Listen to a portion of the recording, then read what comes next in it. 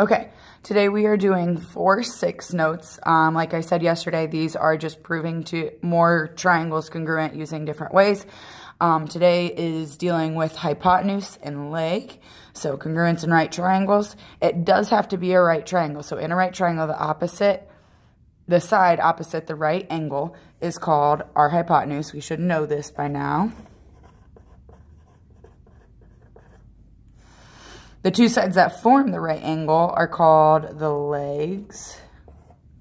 And we can see that over here in this picture. If the hypotenuse and leg of one right triangle are congruent to the hypotenuse and leg of the corresponding leg of another right triangle, then the triangles are congruent.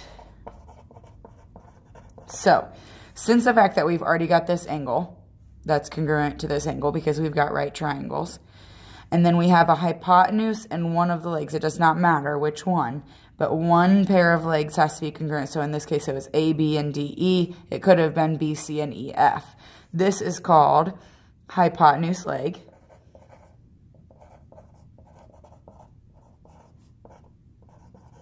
Or we abbreviate this as HL. So it's just like our side, side, side, side, angle, side, angle, side, angle, angle, angle, side. This is actually, so we talked about angle, side, side not working. This is technically an angle, side, side, but what's special about it is the fact that it does have to be two right triangles. So example 1, it says determine whether each pair of right triangles is congruent by hypotenuse, leg, side, angle, side, side, side, side, angle, side, angle, or angle, angle, side. If it's not possible to prove they are congruent, write not possible. So go ahead, I want you to pause the video and do these 6 examples yourself because these are review. We're just adding on one more. So go ahead and pause the video.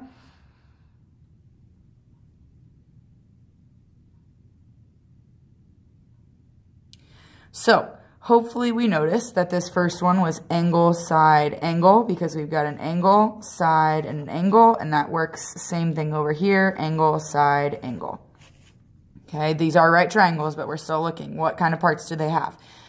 So notice here we've got a 90-degree angle, we've got one of the legs are congruent, and the hypotenuse is congruent. So this is that new case that we talking about today, hypotenuse leg. Because one of the hypotenuse is congruent and one of the legs are congruent, and it's the corresponding leg.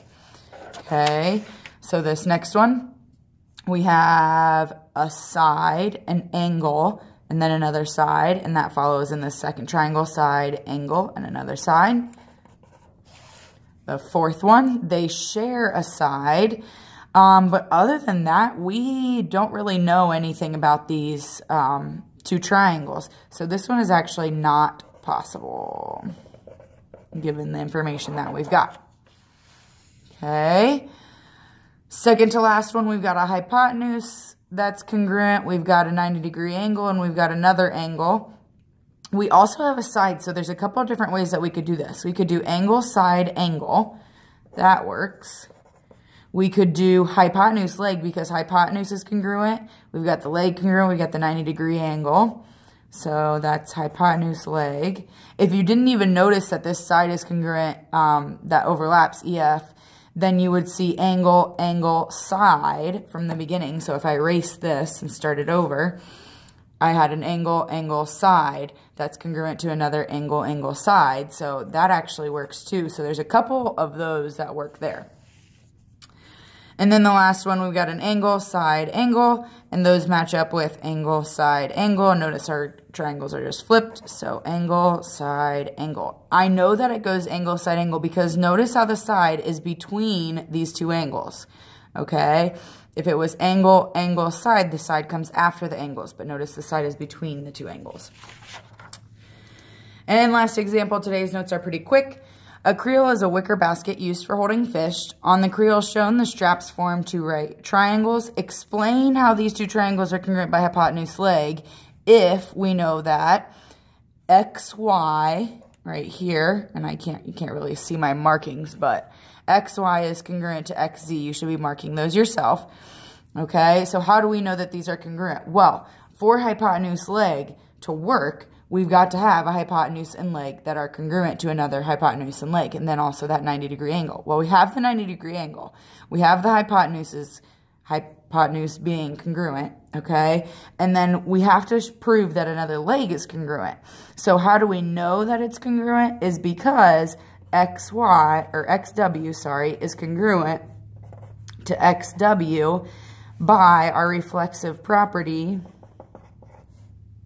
And then that's because, and so since we know that, we've got a leg that is congruent to another leg, so we've proven that hypotenuse leg is true when we're trying to prove these congruent triangles.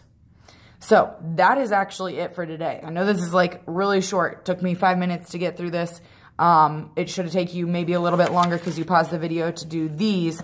But you have the rest of the time to work on your homework. Now your homework is in your book. It is quite a bit of proofs, so make sure you're taking your time. I really want you to get used to those proofs and understanding those proofs.